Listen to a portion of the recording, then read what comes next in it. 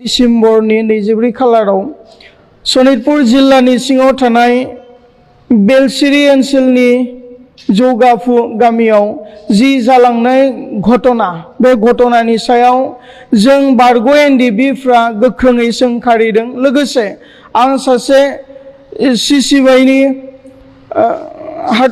Assistant secretary लोगोसे United farm of एक्स एनडिएफबिनि सासे बुंथिगिरि स्पोक पार्सन जानानै आं दिनै गासै एनडिएफबिनि जानानै बे जाथायखौ लानानै सोंखारिदों जे थांनाय 24 तारिखआव जोंनि बारग' एनडिएफबि मोनसे समाव रन्जन दैमारि गुटनि पाब्लिसिटी एंड इनफरमेशन सेक्रेटारि आरो दानि सिसिबाइनि जेनेरेल सेक्रेटारि बी नाइजाब बिथां सारनि सायाव जि गाग्लोबबाय देहायारि जि साजा होबाय बे साजा होनायनि सायाव एनडिएफबिआ दिनै गिख्रंखांदों आरो सोमोनांदों जे बे जाथायाव मानि थाखाय दुलाराय बर' फरायसा आफादा बी नाइजाब बारग' एनडिएफबि बी नाइजाबखौ देहायारि गाग्लोबनो मोनखो बिनि फिननायखौ जों दिनैसिमबो मोनाखै। बिथांमोना बुंनो लादों जे बी नाइजाबा bonsu होनना बुंनाय मोनसे अर्गेनाइजेशननि मोबिलाइज खालामबाय थादोंमोन बिनिखाय गाग्लोबदों होननानै। जुदि bonsuनि थाखाय बी नाइजाबा मोबिलाइज खालामदोंबा जों दिनै मबे कान्ट्रियाव दङ मबे हादराव दङ?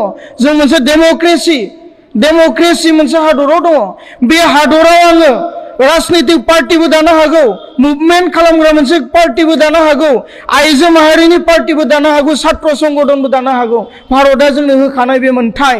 दिनै एबसुआ सोर बेलाय? बबेबा मोनसे संगठन दानायनि थाखाय सोरखौबा देहायारि गाग्लोबनो एबसुनो सोर बिथोन होदों, सोर क्षमता होदों?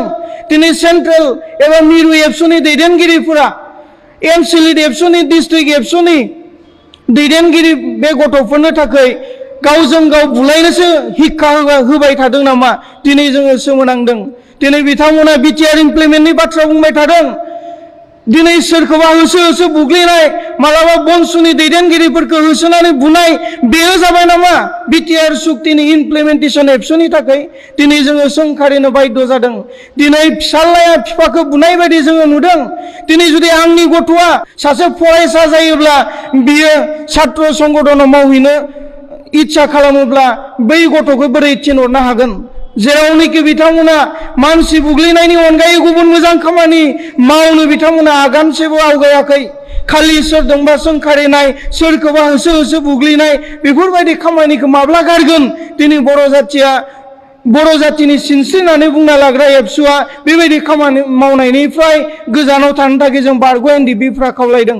गोबां मानसिनि जोंनि मबाइलाव फन फैदों, एबसु अफिसखौ गाग्लोबनोसै नामा, सावग्लुंजोबनोसै नामा?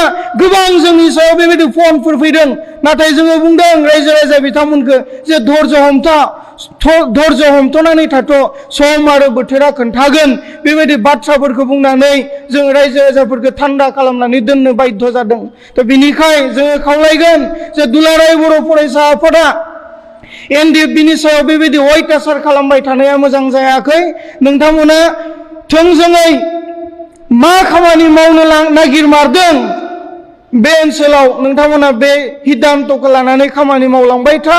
माब्लाबाबो बारग' एनडिएफबिफोरखौ इजि लानानै गाग्लोबनाय, होसोनाय, बुग्लिनाय बेनिफ्राय साननायनिफ्राय नोंथांमोना गोजानाव थानो नांगौ, बेखौ आङो खावलायगोन।